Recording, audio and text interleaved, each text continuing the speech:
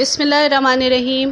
میرے تمام سننے والوں کو میرا سلام اور بہت ساری دعائیں۔ خوش رہیں، شاد رہیں اور آباد رہیں۔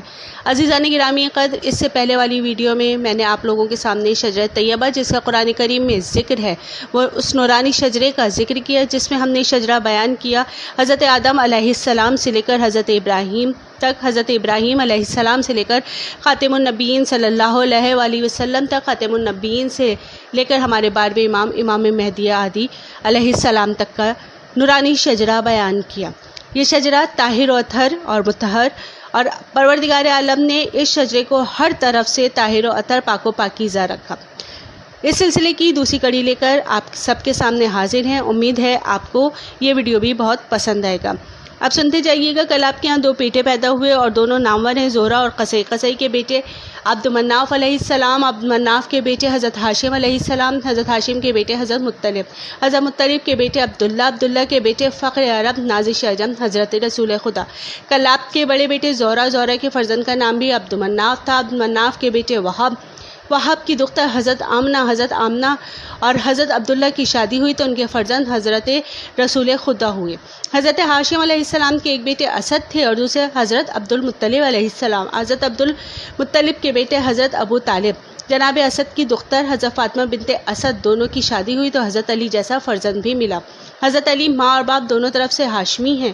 قصی کے ایک بیٹے عبد مناف جو رسول خدا کے جد ہیں۔ قصی کے دوسرے بیٹے عزا تھے، عزا کے بیٹے اسد، اسد کی بیٹے خویلد، خویلد کی بیٹی حضرت ختیجہ جو رسول خدا کی زوجہ بن کر آئیں تو حضرت فاطمہ زہرا کی ولادت ہوئی۔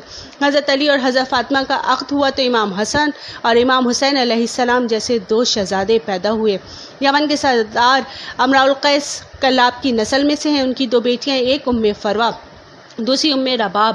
ام فروا کی شادی امام حسن سے ہوئی اور ام رباب کی شادی امام حسین علیہ السلام سے ہوئی۔ امام حسن علیہ السلام کی دختر ام الحسن فاطمہ بنت حسن کی شادی امام زین العابدین سے ہوئی تو امام محمد باقر کی ولادت ہوئی۔ امام محمد باقر کے نانا بھی امام ہیں، دادا بھی امام، پردادا بھی امام۔ یہاں سے جو امامت چلی ہے عزیزان گرامی قدر، وہ حسنی بھی ہے اور حسینی بھی۔ ننیال سے بھی امامت ملا کرتی ہے۔ امام حسن اور امام حسین علیہ السلام ننیال اور ددیال دونوں کی طرف سے امام ہیں۔ حضرت نوح کے 3 بیٹے تھے، سام، حام اور یافس علیہ السلام۔ سام سب سے بڑے تھے۔ حکومت، سرداری اور نبوت سام کی نسل میں آئی۔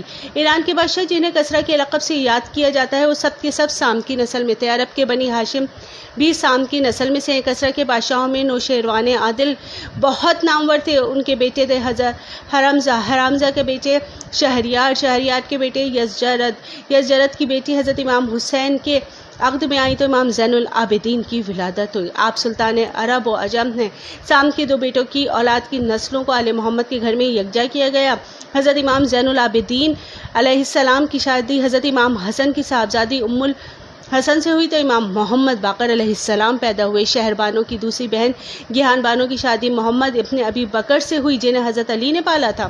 ان کا ایک بیٹا قاسم بن محمد بن ابی بکر، قاسم کی دختر ام فروا، ان کی شادی امام محمد باقر سے ہوئی تو امام جعفر صادق پیدا ہوئے۔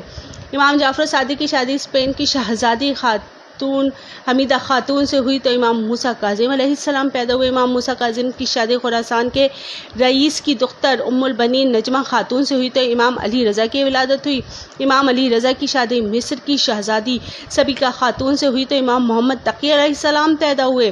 امام محمد تقی کی شادی سمائنہ خاتون مغربیہ سے ہوئی تو امام علی نقی پیدا ہوئے۔ امام علی نقی کی شادی روم کے شاہی خاندان کی سلیل خاتون سے ہوئی تو امام حسن عسکری علیہ السلام پیدا ہوئے۔ امام حسن عسکری کی شادی قیصر روم کی پوتی نرجس خاتون سے ہوئی تو امام مہدی کی ولادت ہوئی۔ یہ ہے وہ شجرہ جس کے لیے قرآن نے کہا الم تر کیف ضرب اللہ مثلا کلمۃ طیبۃ کشجرۃ طیبۃ اصلها ثابت وفرعها فی السماء، سورہ ابراہیم آیت 24۔ اور عزیزان گرامی قدر، یہ ہے شجرہ طیبہ، اور اس کے بعد کی جو ہماری انشاءاللہ تعالی ویڈیو آپ لوگوں کے سامنے آئے گی وہ جناب نرجس خاتون علیہ السلام کا پورا شجرہ آپ لوگوں کے سامنے پیش کیا جائے گا۔ تب تک کے لیے اجازت دیجیے، اللہ حافظ۔